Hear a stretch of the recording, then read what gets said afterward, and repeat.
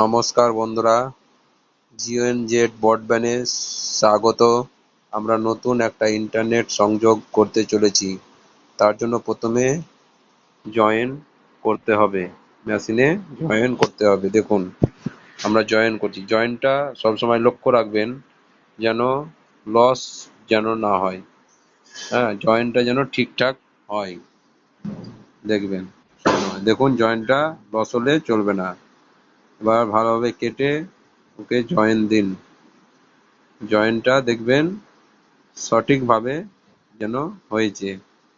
দেখুন, জয়েনটা আমাদের হয়ে গেছে। এবার মিটারে লাগিয়ে দেখুন প্যাচ কর্ডটা, পাওয়ারটা ঠিকঠাক আছে কিনা। মিনিমাম 26 রাখতে হবে আমাদের। দেখুন 26.22 পাওয়ার থাকলো। এবার কিভাবে রাউটার সেটিং করতে হয় তা দেখুন। এভাবে